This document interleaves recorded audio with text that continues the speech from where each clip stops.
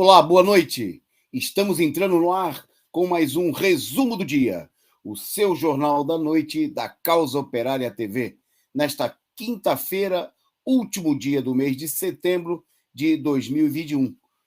Começando o nosso programa, que é o Jornal da Noite da Causa Operária TV, nosso programa que hoje tem como tema o lançamento do Manifesto do Bloco Vermelho, chamando a repudiar a presença da direita golpista, inimiga dos trabalhadores, inimiga da candidatura do Lula nos atos de sábado. Vamos falar desse tema, vamos falar do manifesto, vamos ler aqui o manifesto e você vai ter a oportunidade também, você que é ativista, que é do movimento, se quiser colocar aí a sua assinatura nesse manifesto, você vai poder fazer também aqui no nosso programa, né, um manifesto que está sendo fechado hoje e ainda está colhendo aí assinaturas, né, na discussão com os setores do Bloco Vermelho, companheiros ativistas, companheiros do PCO, que elaboraram o manifesto, do Partido Comunista do Povo Brasileiro e companheiros do PT também que participam da elaboração, setores militantes. Você vai saber quem são, né, o que diz o manifesto, vai conhecer, e vamos falar aqui, obviamente, da mobilização para o próximo sábado, né, quando estão previstos, a previsão nesse momento caminha aí para que a gente tenha a previsão, para que a gente alcance aí a meta de cerca de 300 atos em todas as regiões do Brasil e no exterior. 300 atos por fora do Bolsonaro, né, já são mais de 250 atos confirmados e o número está crescendo, né, porque tem atos aí sendo confirmados pela coordenação do movimento em todo o país e no exterior. Então você fique aí com a gente, porque nós vamos falar também da crise, do avanço da crise econômica, o mês de setembro fechando com queda na Bolsa e o dólar, obviamente, cada vez mais caro.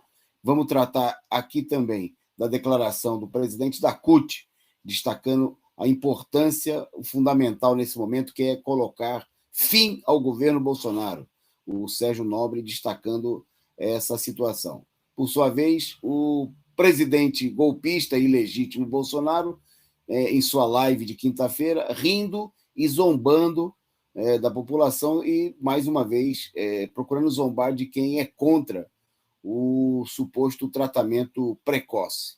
E ele também sendo hostilizado lá em Belo Horizonte, protestos contra Bolsonaro, que teve hoje lá em Belo Horizonte, em Minas Gerais.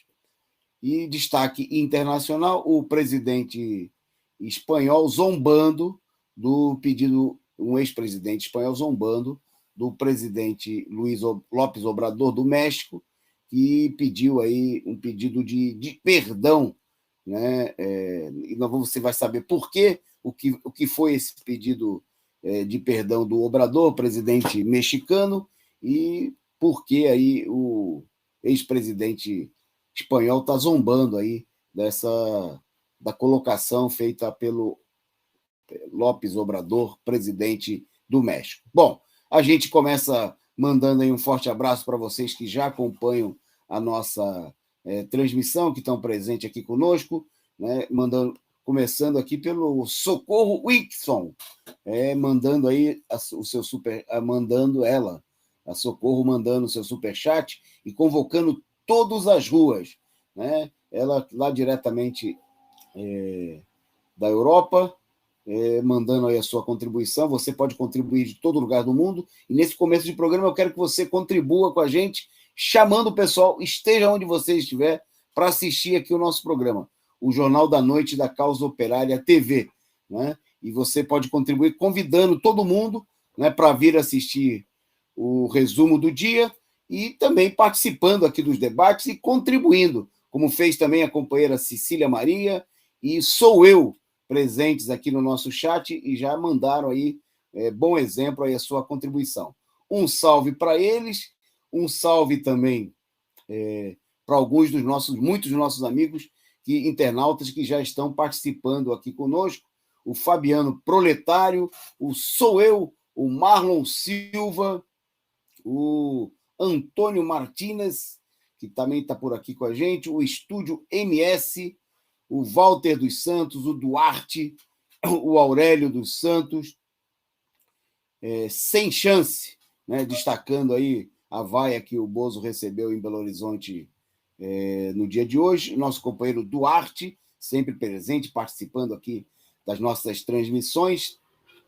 O presente por aqui também, o Rio Catelli Digital, membro do nosso canal, o companheiro Orlando Júnior. Bom, a todos vocês, em nome desses aí, a companheira Vera Araújo, forte abraço para a Vera, e a todos vocês, o Marlon Silva, que também já chegou, né, mandando seu superchat e fazendo um chamado. Todos no dia 2 de outubro, fora golpistas. Né? Então, você participe, mande seu superchat, mande a sua contribuição, mande também a sua mensagem, né? E a gente divulga aqui com o maior prazer, e nós precisamos muito da sua contribuição. Bom, nós vamos então para a nossa pauta. Nós estamos aguardando se a gente consegue ter aqui a participação da nossa companheira Andréa Truz. Hoje é quinta-feira, véspera de ato. Ela tem compromisso aí numa outra transmissão, mas ela ficou de dar uma passadinha e participar conosco aqui do nosso programa. Então, nós estamos no aguardo aqui, torcendo para que a Andréa entre para participar um pouco com a gente. Mas vamos começando por aqui, enquanto a gente aguarda a presença da Andréa. Vamos tocando o barco, destacando aqui, nesse nosso começo de pauta, justamente, vamos começar pelo dado econômico, né? Porque hoje é final do mês e os cadernos de economia dos grandes jornais da imprensa capitalista destacaram aí o balanço negativo do mês de setembro. Né? O principal índice da Bolsa de Valores de São Paulo, a B3, mudou de direção no fim do pregão dessa quinta-feira, né? E acabou terminando o dia negativo. Né? A queda foi pequena, de 0,11%, mas no balanço do mês, né, a Bolsa acumulou uma perda de 6,57%, né, isso no mês de setembro. E, ao longo do ano, a queda acumulada já é de 6,75%. Quer dizer, a Bolsa, o índice médio da Bolsa, lógico que tem gente ganhando dinheiro, é uma jogatina, né? Mas no índice médio, no cômputo geral das ações da Bolsa, uma queda de quase 7% ao longo do ano. Isso além, obviamente, da desvalorização inflacionária. Né? A inflação, que em níveis oficiais já chegou aí, ultrapassou a marca dos 8% ao longo do mês e que está apontando, né, em 12 meses para uma marca de mais de 10%. Bom, o dólar, por sua vez, em contrapartida, como sempre acontece aí diante da queda da Bolsa, os especuladores, né, tiram seu dinheiro de um lado e correm para o outro. O problema é o povo que não tem dinheiro nem por um lado, nem por outro. Mas o dólar teve valorização e terminou o mês de setembro com uma valorização de 5,34%, mais ou menos um pouco abaixo, né, da desvalorização da Bolsa, mostrando justamente aí a tendência de movimentação do capital. Né? O capitalista que não quer perder vai oscilando aí os seus negócios, né, entre aplicações na Bolsa, investimento nas moedas estrangeiras e alguns negócios que ainda, poucos que são rentáveis, né? Aplicações financeiras, né? Ser dono de banco, principalmente, né? O agronegócio, que continua exportando com esse dólar supervalorizado, enquanto o povo passa fome, não tem o que comer, está disputando osso, né? Tem gente ganhando dinheiro com exportação de alimento.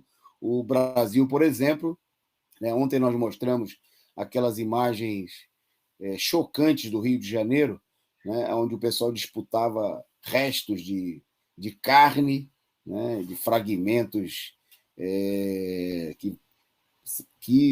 lançados, desprezados aí pelos açougues de supermercado, e o pessoal disputando, né, aqueles restos para comerem, enquanto o país, né, tem o maior rebanho bovino do mundo, né, está aí entre os maiores exportadores de carne, e a população, a carne se transformou aí num produto de luxo na mesa da maioria do povo brasileiro, né?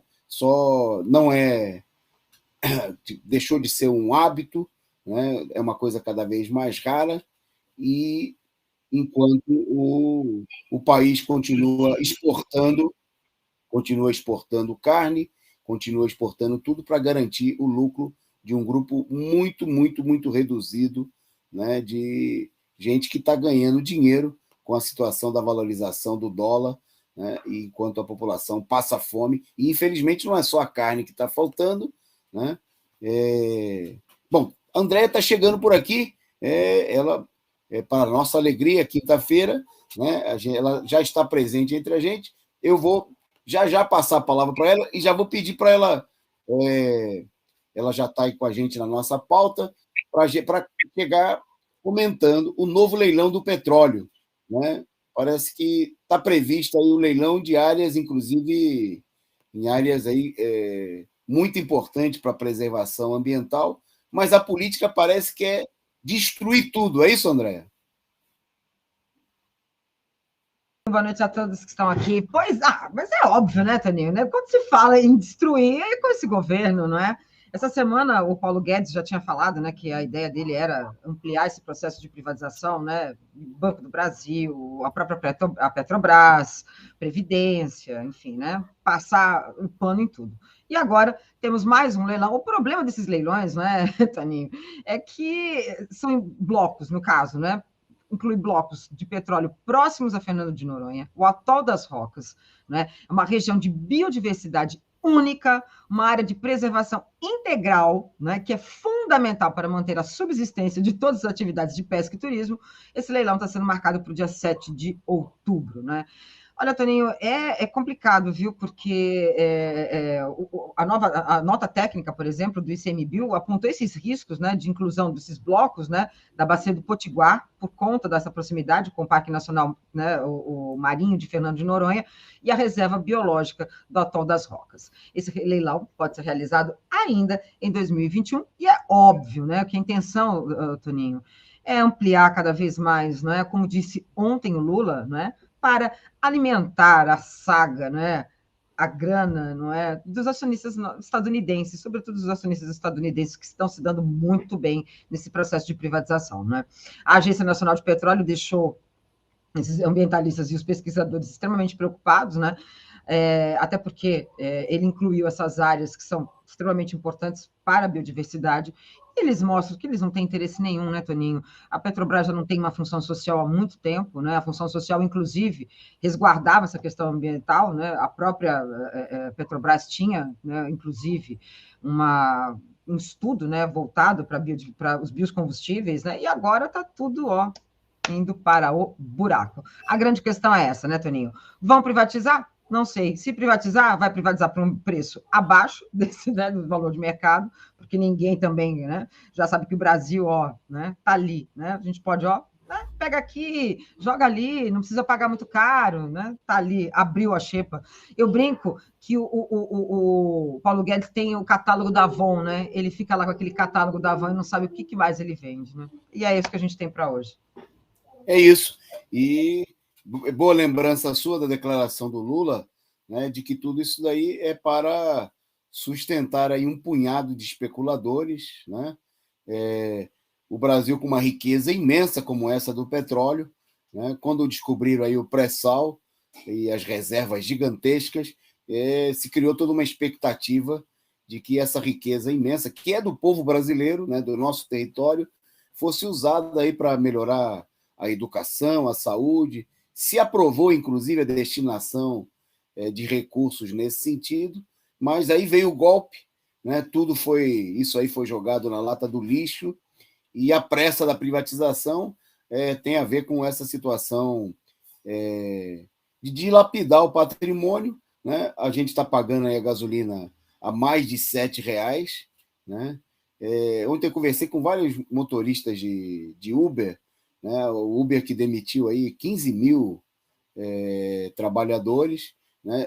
Uber não tem indenização, não tem nada, né? O trabalhador vê cancelado aí a relação, que é uma relação trabalhista, mas que eles procuram negar, né? Não oferece nenhum direito aos trabalhadores.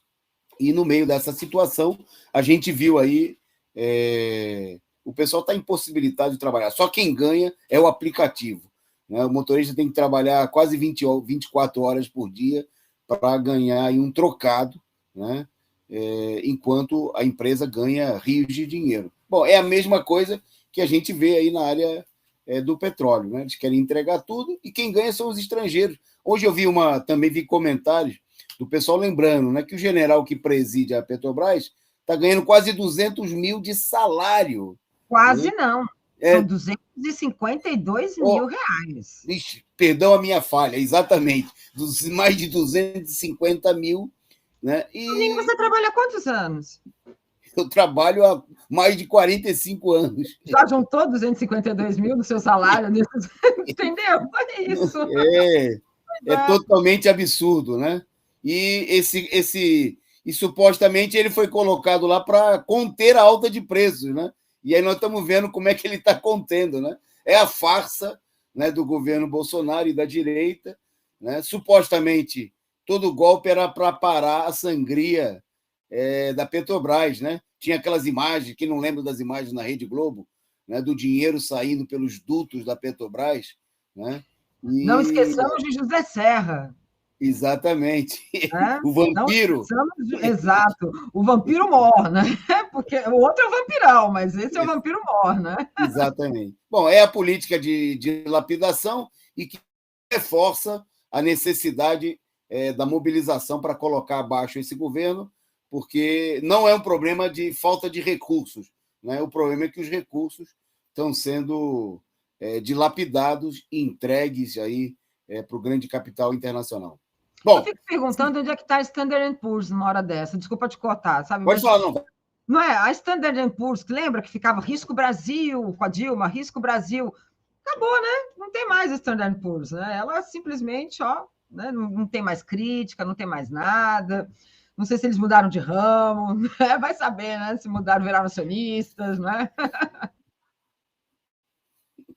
É isso aí. Bom, vamos entrar, seguindo, então, feita aí essa entrada sobre problemas econômicos, né? Mas que são também problemas políticos.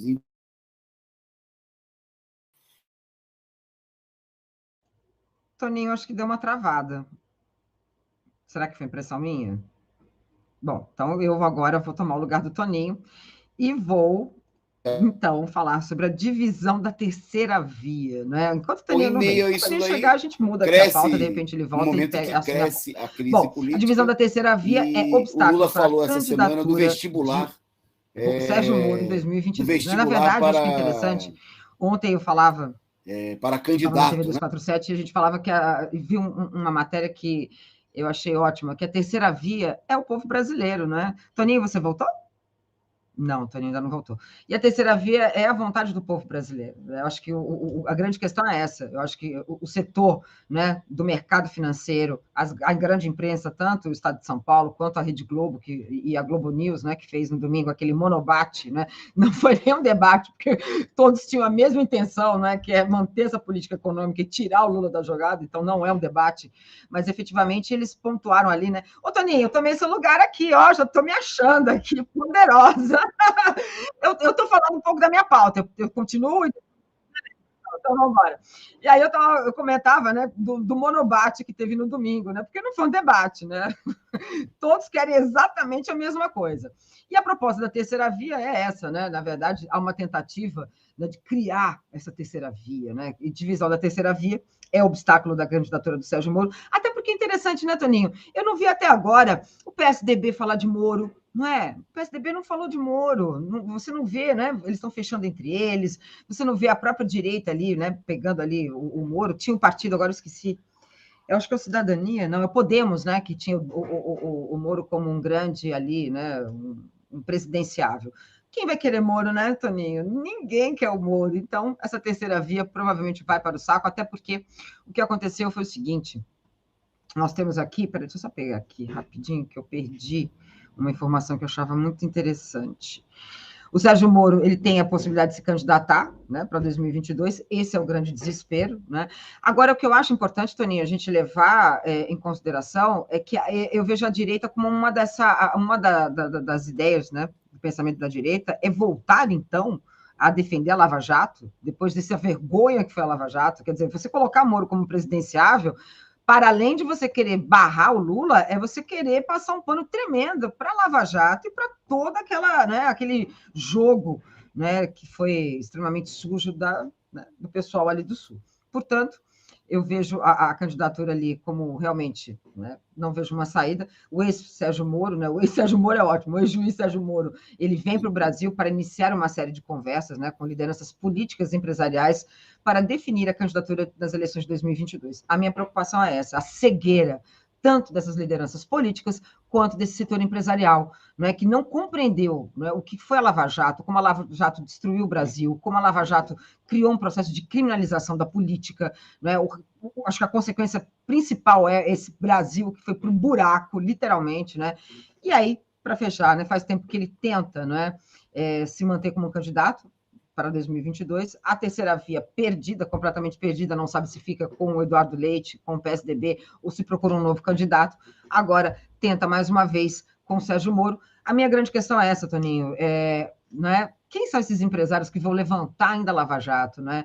Que força política vai ter essa discussão de manter a Lava Jato como algo que foi positivo para o Brasil? Foi positivo, né? Não foi nada, né? Foi um caos, a gente vive ainda esse caos. E o que é pior, né? Quando você faz isso, você tira o ponto central, que é fazer essas pessoas pagarem na justiça os crimes que eles cometeram contra o Lula. Nós não estaríamos nesse caos se Lula tivesse concorrido às eleições de 2018.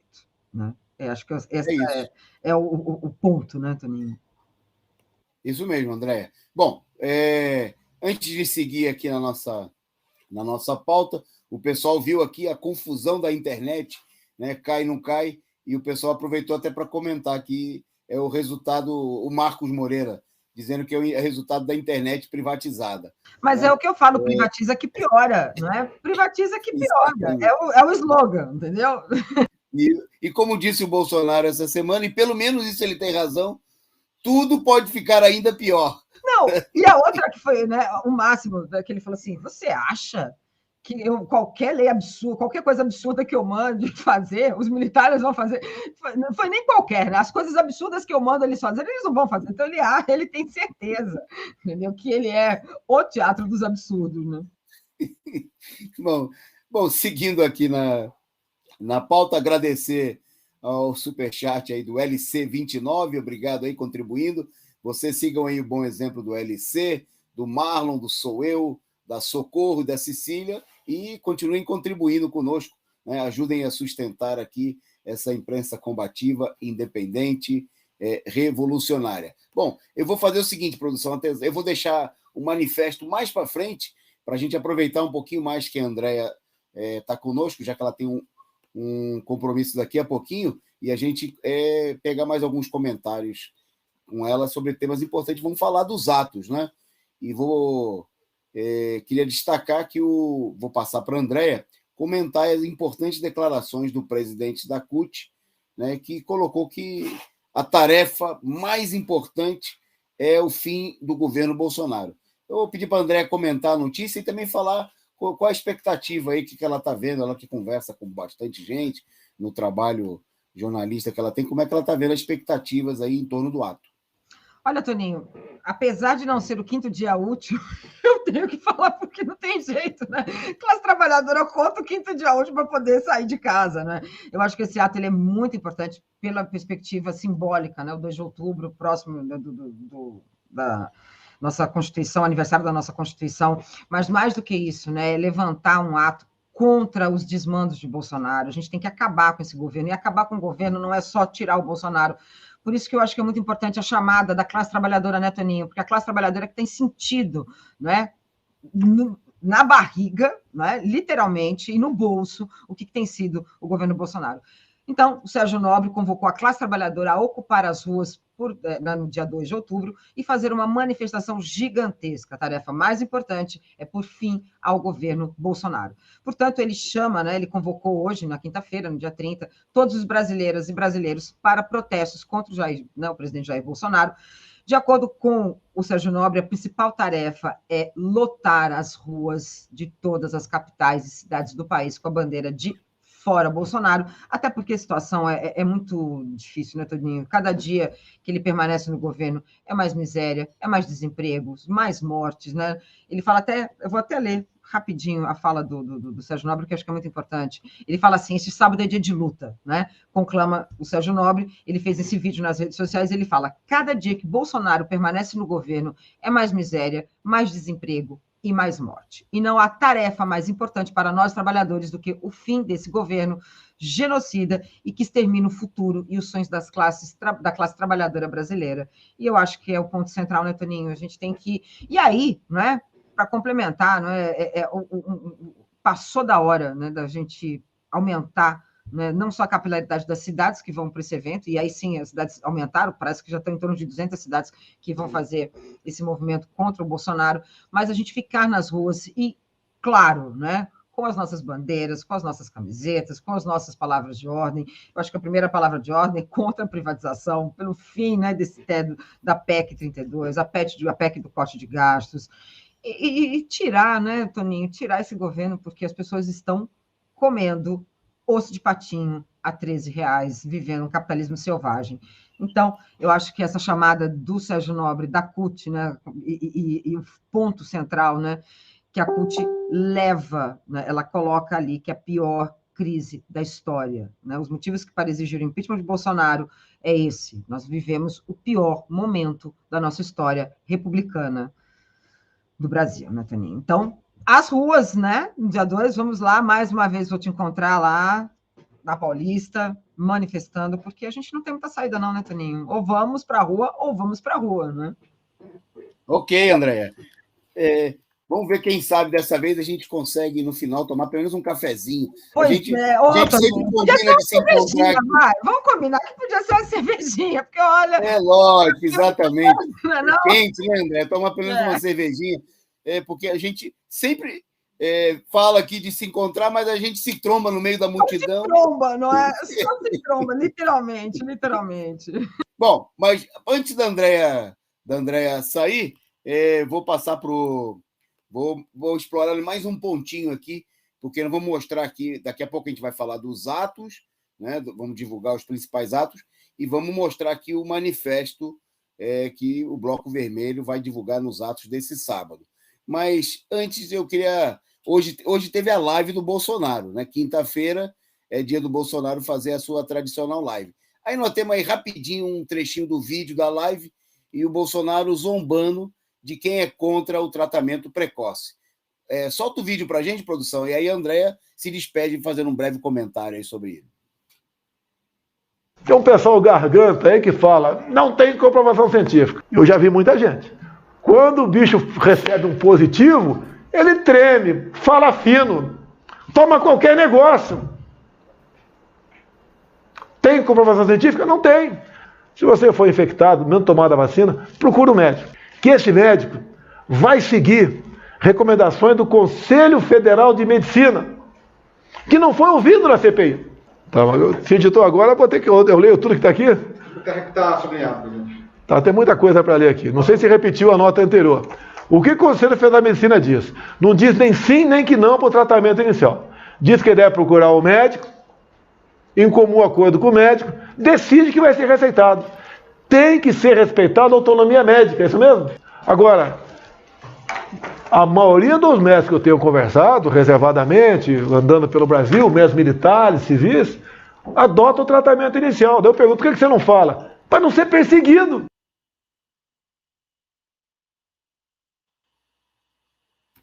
Com você, então, Andréia. Pois é, Toninho. Quinta-feira é dia de trash movie, né?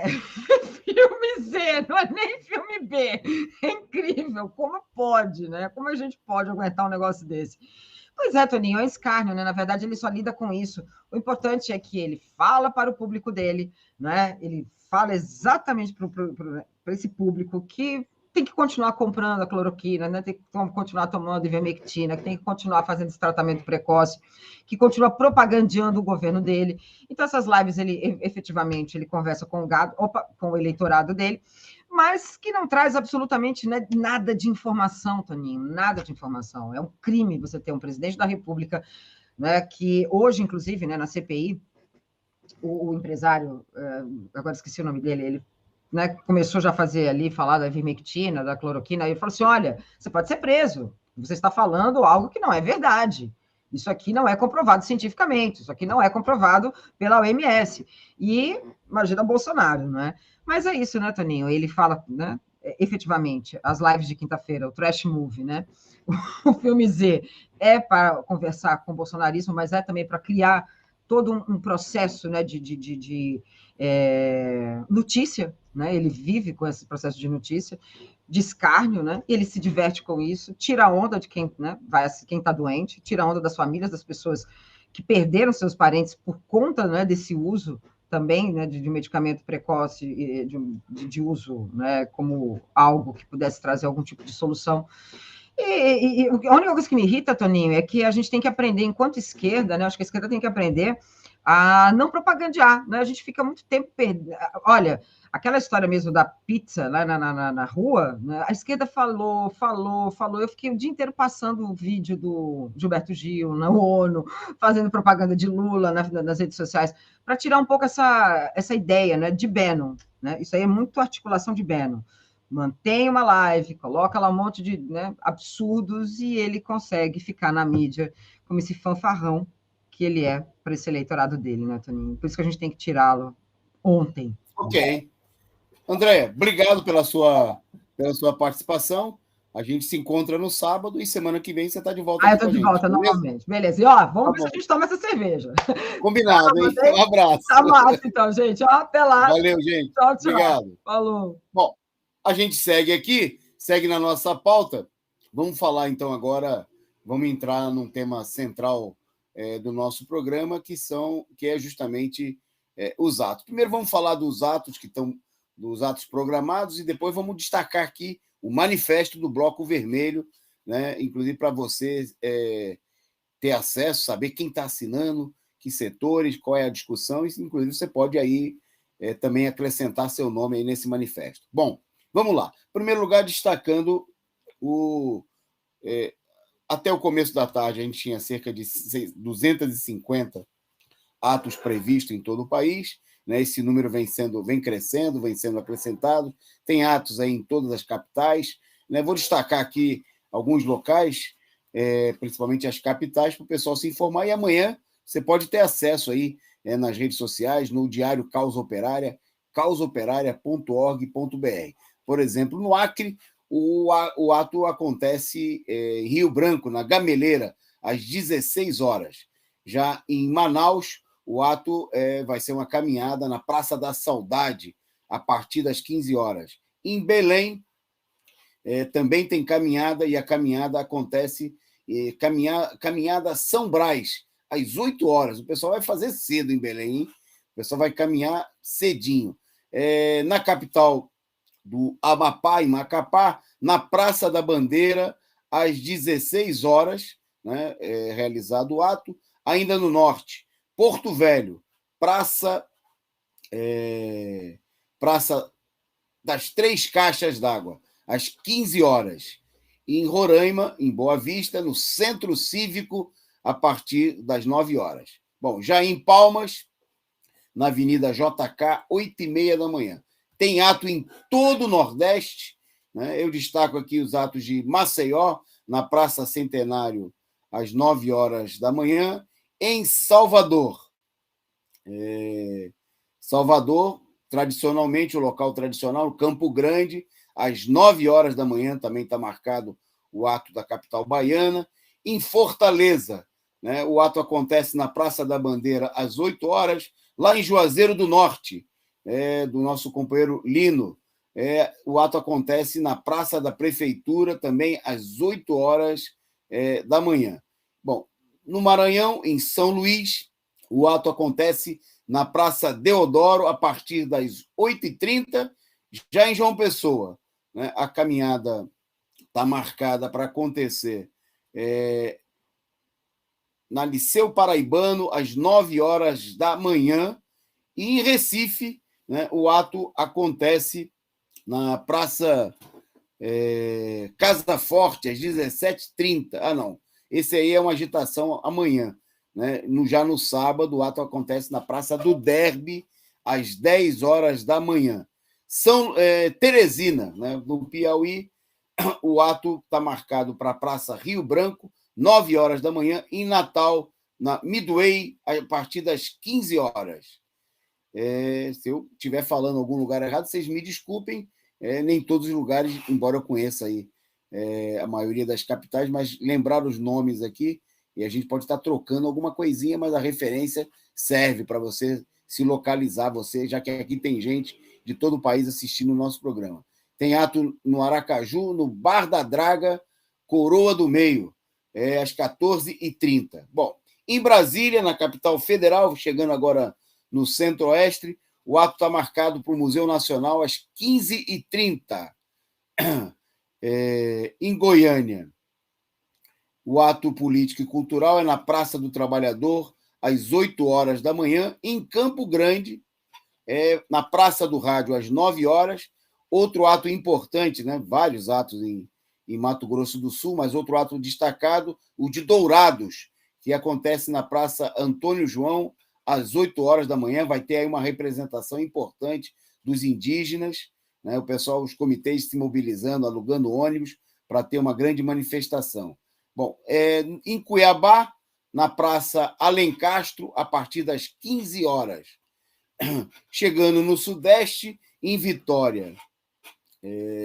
Bom, não tem tem uma bicicletada, caminhada e etc. a partir das 14h na UFES.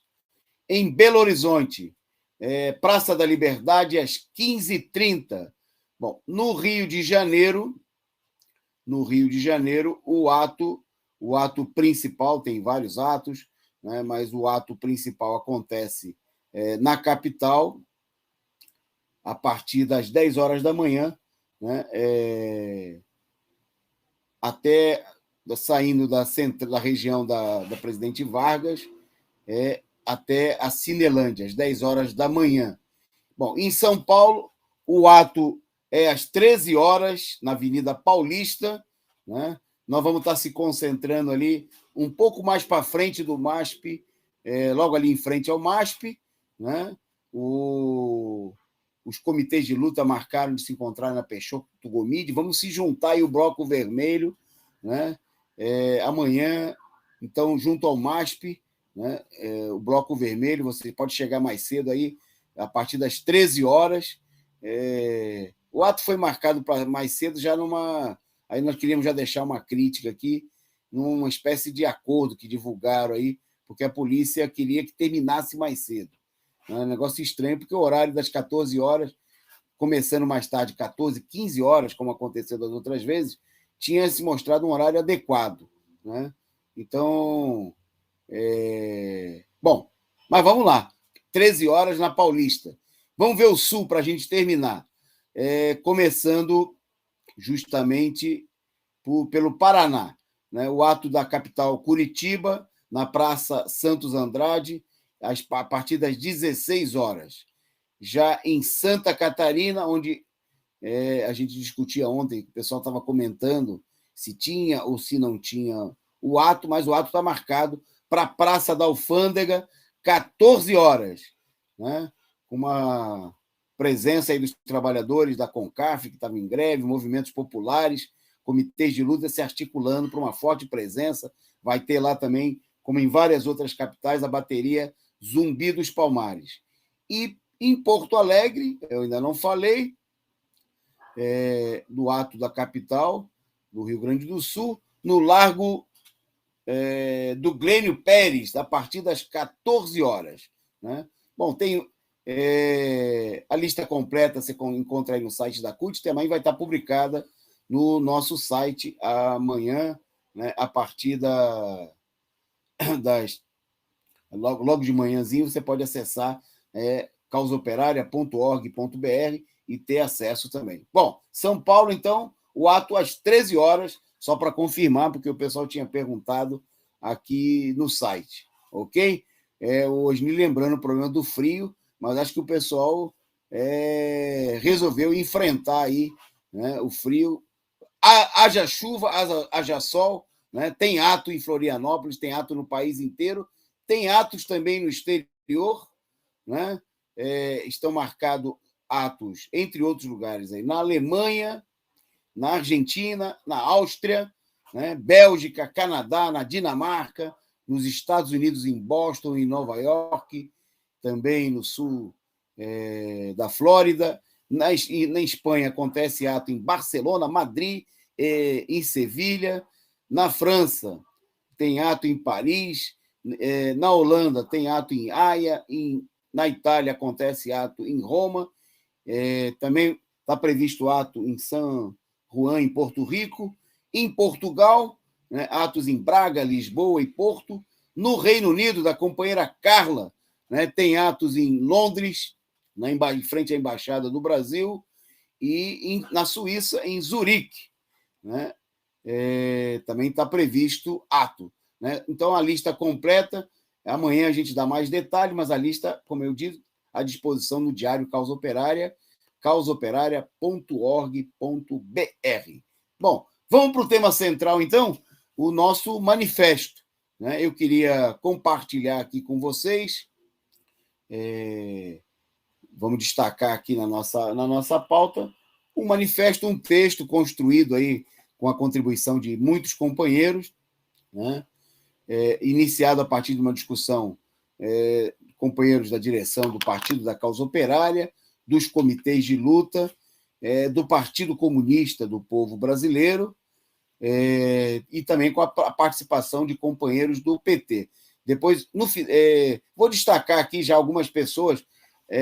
O manifesto está sendo fechado, aí, as assinaturas, para ser impresso e divulgado nos atos de sábado, né? Então, vocês vão ter aqui em primeira mão, ele ainda não... e as assinaturas, a ideia não é colher, não é um abaixo-assinado, mas estamos colhendo aí a assinatura de alguns companheiros que participam, que já se articulam aí nos blocos vermelhos, né? Ou que têm uma concordância com aspectos fundamentais. Eu destaco aqui, dentre outras, né? Sempre pedindo desculpa, a gente pode esquecer de alguém, as assinaturas estão chegando, estão sendo coletadas, vou destacar aí apenas um conjunto de companheiros, mas para mostrar a importância que você também que está nos assistindo, que participa aí de comitês de luta, que participa de movimentos, que é do PT, que é do PCdoB, que é de setores da esquerda, que tem uma concordância com a política que nós vamos apresentar aqui do manifesto, tem a oportunidade também de se manifestar e se somar a essa iniciativa, né? Assinaram, por exemplo, companheiros como André Constantini, do Movimento Nacional das Favelas e Periferias, o companheiro Luiz Antônio Lorenzon, dirigente da CUT de Pernambuco e da Federação Única dos Petroleiros, né? A Tendência Marxista-Leninista, uma corrente de companheiros do PT, a Frente Internacionalista dos Sem Teto, né? A FIST, né? Que tem uma militância muito ativa e combativa no movimento sem teto, de luta dos sem teto lá no Rio de Janeiro, comitês de luta do país inteiro, né? Como também o Comitê Fora Bolsonaro, lá do centro da Zona Sul do Rio de Janeiro, o PT, o Núcleo Geraldo Cândido, né? Lá da Leopoldina, o companheiro Charles Gentil, né? Presidente do PT, Diretório Zonal do Centro, aqui de São Paulo, e coordenador do Comitê Lula Livre da Ponte Rasa, o Diretório Zonal do PT de Santo Amaro, aqui em São Paulo, né? O companheiro Maílson Neto, que é diretor do Sindicato dos Engenheiros de Pernambuco. Bom, e como eu disse, tem muita gente, a lista é grande, eu destaco alguns desses nomes só para atualizar aí com vocês, né? E vem chegando aí, nomes estão sendo... E eu queria destacar, justamente, queria fazer a leitura desse texto, amanhã vai estar circulando aí nas redes, né? Já com a primeira leva de assinaturas, mas eu queria já compartilhar com vocês, porque é um texto muito importante. Bom, Então, eu vou ler, né, o texto que vai assinado aí por essas entidades, iniciativa, em primeiro lugar, como eu destaquei, companheiros do PT, de diversos setores, do Partido da Causa Operária, dos comitês de luta e do Partido Comunista do Povo Brasileiro. Bom, eles apoiaram Bolsonaro, aprovaram as reformas, defendem as privatizações e a PEC. Esse é o chamadinho inicial, e o título é Fora os inimigos dos trabalhadores dos atos da esquerda. Diz o manifesto, o movimento popular ficou mais de um ano em uma paralisia quase absoluta. Tal situação foi produto de uma política reacionária que foi imposta sob o pretexto da pandemia. A burguesia, para encobrir a ausência total de uma política de combate ao vírus, propagou a ideologia do fique em casa. Essa política foi seguida pela maior parte da esquerda e das organizações populares e sindicais, enquanto os trabalhadores tinham que estar na rua e em seus trabalhos para garantir a sobrevivência de suas famílias. Eis o que levou à paralisia das lutas populares. Graças a uma pressão enorme das bases, finalmente uma multidão saiu às ruas no dia 29 de maio. Centenas de milhares de pessoas saíram às ruas contra o governo Bolsonaro e contra os golpistas em geral. Com oscilações de tamanho provocadas pela sabotagem dos setores que defendem a frente ampla com a direita golpista, a esquerda sozinha repetiu o feito em outras 6 ocasiões. É nítida a enorme impopularidade de Bolsonaro, como é nítida também a polarização política no país, que ficou clara nos dias 7 e 12 de setembro. No dia 7, Bolsonaro conseguiu, logicamente usando toda a máquina do governo e dos setores burgueses que o apoiam, colocar centenas de milhares de pessoas nas ruas, principalmente em São Paulo, Brasília e Rio de Janeiro. Já no dia 12, a direita tradicional fracassou ao tentar emplacar a terceira via nas ruas. Mesmo com o apoio da imprensa, da máquina do governo de São Paulo e da burguesia, João Dória, MBL e companhia não levaram ninguém nas ruas. Mesmo diante desse fato, os mesmos setores da esquerda que obedeceram à política da direita do fique em casa, levando o movimento à paralisia em 2020, agora defendem que essa direita, sem popularidade e a principal responsável pelo golpe e pela própria ascensão de Bolsonaro, participe das manifestações.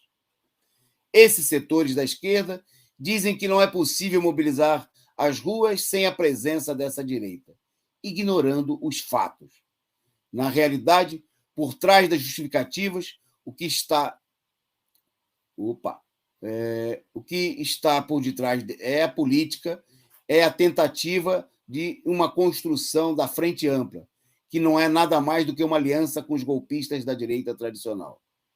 Essa aliança, que está sendo articulada na cúpula dessas organizações, pelas costas de todo o movimento, é um erro em todos os sentidos.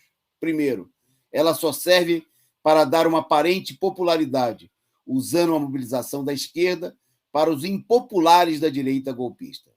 Segundo, ao contrário do que afirmam os defensores da direita, a presença desses golpistas nos atos vai levar a um esvaziamento e à derrota da mobilização. Terceiro, essa direita que tentam contrabandear para dentro dos atos é inimiga da luta do povo. Defenderam o golpe, apoiaram e sustentam Bolsonaro e aprovam todas as políticas essenciais desse governo, como a reforma administrativa, as privatizações, o corte de direitos, em suma, são cúmplices na miséria que o país foi levado. Caminhando para encerrar, o manifesto diz: chamamos todos os companheiros, militantes, ativistas e organizações a repudiarem a tentativa de impor a presença dos inimigos do povo na mobilização. Essa política é contra os interesses dos trabalhadores e de todo o povo. Os grupos que defendem aliança com esses golpistas querem fazer pelas costas de todos. Não querem discutir amplamente a questão para que a maioria possa decidir. Propomos a formação de um bloco vermelho que se constitui em uma verdadeira frente de luta contra o Bolsonaro, contra o golpe, e que coloque em evidência todas as reivindicações dos trabalhadores. Fora Bolsonaro e todos os golpistas, nada de direita nos atos, não a privatização dos Correios e da Eletrobras, reestatização da Petrobras sob o controle dos trabalhadores, não a reforma administrativa, reforma agrária com expropriação do latifúndio, reforma urbana sob o controle dos trabalhadores, das organizações populares. Lula presidente por um governo dos trabalhadores. Está aí um manifesto, né, uma importante declaração que vai ser distribuída nos atos de sábado e, como eu falei, está aí recebendo ainda assinaturas de companheiros de todo o país, né? Estão sendo feitas reuniões aí para fechar aí o texto final que vai ser publicado aí a partir. Esse é o texto base aí, já com várias alterações propostas pelos companheiros que foram aí assinando, e o texto final você vai ver amanhã publicado no Diário Causa Operária, né, e distribuído aí nos atos de sábado em todo o país. Né? Se você quiser, inclusive, participar aí trazendo contribuições, entre em contato aí com os comitês, com os companheiros do PCO, do Partido Comunista do Povo Brasileiro, das entidades aí assinantes do manifesto classista, né, defendendo aí a necessidade, inclusive a defesa do próprio movimento que se vê ameaçado, né, por esses inimigos que querem agora tirar proveito, né, da mobilização. Né? Tem gente lembrando aqui, por exemplo, do Ciro que ontem, como nós destacamos no programa aqui, chamou Lula de canalha, né? Fazendo a sua pregação direitista, ele que está aí, mais uma vez, está contratado, né? Para atacar o Lula e a esquerda, né? Está indo aí para as manifestações para tentar, ele que não mobilizou ninguém, né? Que é contra, cujo partido permitiu aí, apoiou a ascensão do Bolsonaro, né? É bom lembrar que o Ciro Gomes lá se refugiou, foi para Paris, né? E fez indiretamente campanha para a própria eleição do Bolsonaro, para quem ele desejou boa sorte, né? Então é preciso ter um posicionamento claro. Aqui, inclusive em São Paulo, teve reunião que vão trazer aí o PSDB e a direita, que estão aprovando, né, o projeto de lei complementar do Dória para retirar os direitos dos trabalhadores. PSDB que está apoiando a reforma administrativa PEC 32 do Bolsonaro, a privatização dos Correios, da Eletrobras. Quer dizer, a direita escrota, né, golpista, os pais do Bolsonaro, que estão sendo trazidos de contrabando para dentro do movimento. Então é preciso ir para as ruas.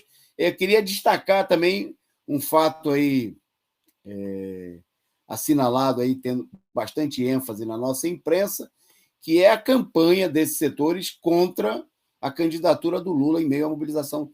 Né? Teve o episódio de Araraquara, né, onde o PSOL e o PCdoB chamaram uma reunião para proibir a palavra de ordem Lula presidente em faixas no ato de Araraquara, como se eles tivessem esse poder absurdo, né?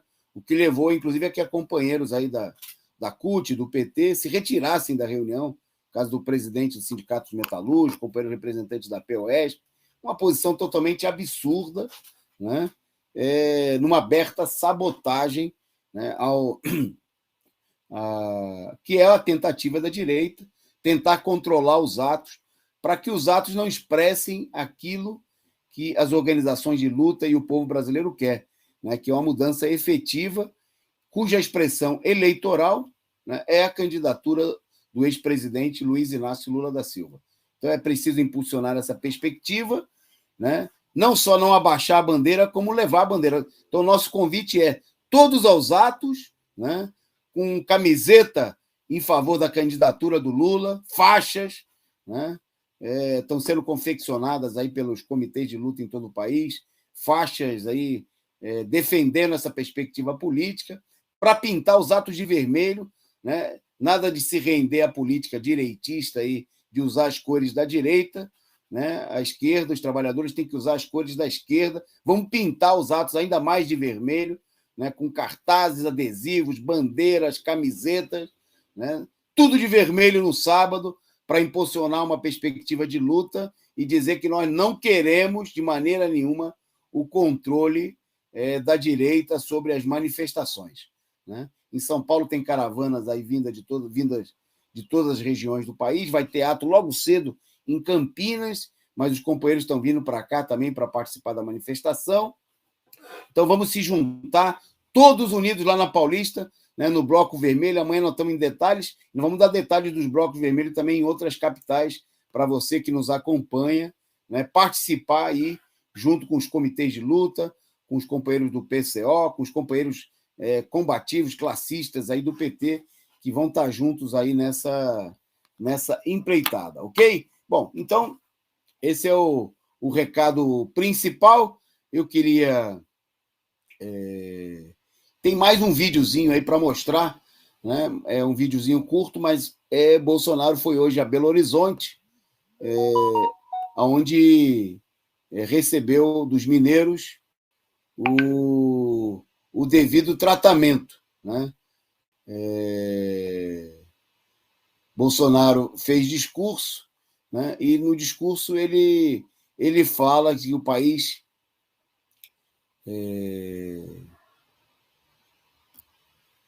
estava 600 dias sobre a pandemia, né? E bom, vamos mostrar o videozinho, um vídeo curto. Eu não assisti o vídeo, vou assistir agora junto com vocês, que a produção separou para a gente. Pode liberar aí, produção.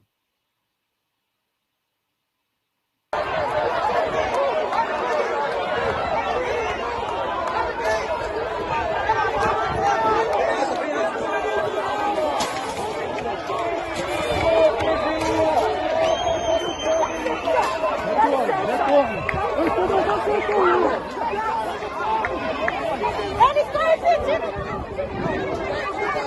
Pode parar, por favor.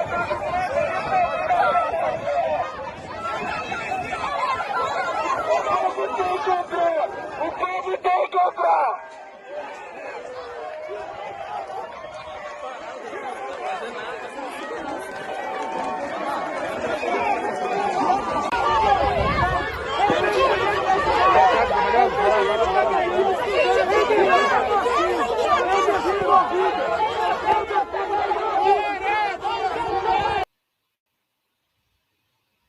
Bom, vocês viram a imagem, então, dos protestos aí contra a presença do Bolsonaro em Belo Horizonte.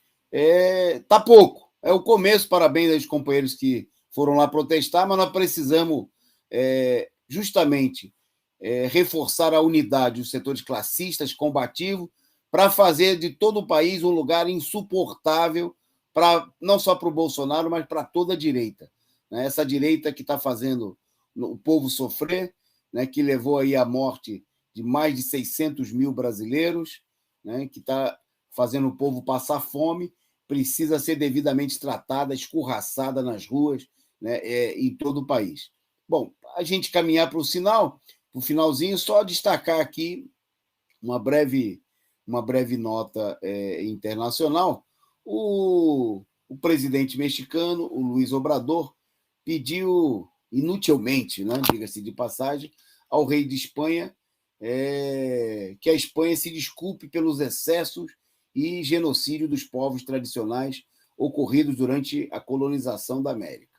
Bom, primeiro destacar que, obviamente, isso é o discurso identitário muito em moda nesse momento, né? E é bom lembrar o seguinte: a Espanha, né, como um país imperialista, mantém negócios importantes de exploração do povo mexicano e em toda a América Latina. Vamos pegar o caso do Brasil, um exemplo talvez mais popular seja o caso da empresa do Santander, né? Banco espanhol, cujos lucros no Brasil, então, inclusive altíssimos, garantiram aí a lucratividade do banco em escala internacional, mesmo com o banco tendo passado por uma etapa de prejuízos nos últimos anos aí. Então, o que a gente gostaria, digamos que a gente tivesse um governo de esquerda no Brasil, né? Seria pedir ao governo espanhol que ele pedisse desculpa pelo que fez lá atrás, ou a gente deveria ter uma política para acabar com a chupação de sangue do Santander, né, e de todos os agiotas internacionais sobre o povo brasileiro. Né? Desculpa, né, não tem um ditado que desculpa não serve para nada. Né? Melhor seria o que a gente quer é a mudança da situação, e principalmente hoje. Né? Porque ainda que fosse possível, que nem passe pela cabeça, né, o governo atual da Espanha pedir desculpa ao povo mexicano, de que isso valeria? Né? Agora, cessar a exploração dos grandes monopólios espanhóis e europeus contra o povo mexicano, isso sim seria uma grande conquista.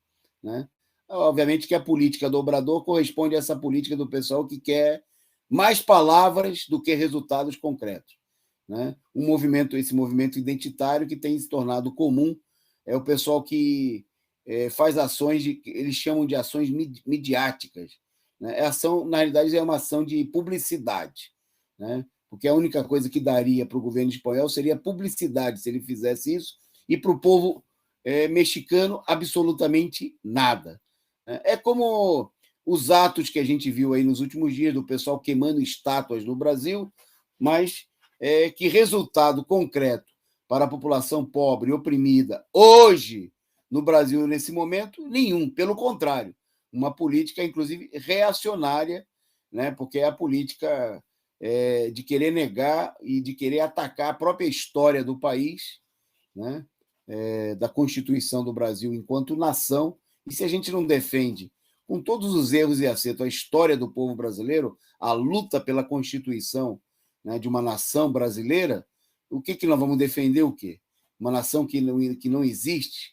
Né? Defenderíamos o que? A nação norte-americana? Porque tem gente, né, a direita a gente já sabe que inveja, né, baba nos Estados Unidos. Tem até o presidente que presta continência à bandeira norte-americana. Agora, isso obviamente não tem essa rendição, né, esse ataque à história do Brasil, né, com seus sofrimentos, com seus erros e acertos, obviamente não tem nada a ver com a defesa dos interesses do povo brasileiro. Mas, de qualquer maneira, é uma política, né, daqueles que não querem levar adiante uma luta concreta por nada, mas fazer propaganda. Né? É a política de publicidade. É a política, por exemplo, do pessoal que não quer invadir a luta, a mobilização para enfrentar, como fizeram aí os companheiros que protestavam lá em Belo Horizonte, né? Protesto diretamente para enfrentar a direita. Nada, mas o pessoal quer fazer live, quer fazer passeio na Bolsa de Valores. Né? Hoje teve protesto na casa do filho do Bolsonaro. Né? O protesto não visava nada, não era nenhum enfrentamento, mas serviu aí para garantir, mais uma vez, pela segunda semana consecutiva, um espaço na mídia, né? Na imprensa golpista, mídia como eles falam, né? Mas a imprensa golpista justamente mais uma vez para o movimento dirigido pelo Boulos. Boulos, do PSOL, que nessa semana rejeitou no seu Congresso, né, uma medida concreta para a mobilização, que é apoiar a candidatura presidencial, né, do Lula para as eleições do ano que vem. Né, e abriu aí todo um processo de negociação, inclusive de chantagens em relação ao PT. Quer dizer, ação concreta que é bom, nada. E quando tem ação, tem um sentido reacionário. E o que a gente tem aí é publicidade, é um esforço para aparentar. Né? Bom, com isso daqui, nós vamos encerrando o nosso programa. A semana não terminou, o mês sim, mas amanhã começa outubro e a gente tem o nosso programa volta às 20h30 para falar dos atos de sábado. Vamos ver aí a repercussão, vamos trazer a lista de assinaturas aí do manifesto, né? Que eu falei que você vai poder acessar e, inclusive, mandar seu nome também para incluir aí na lista de assinaturas de companheiros de todo o país. Bom, um forte abraço a todos vocês, obrigado aí pela audiência, a produção a cargo do companheiro Gabriel e resumo do dia volta amanhã às 20h30. Forte abraço a todos.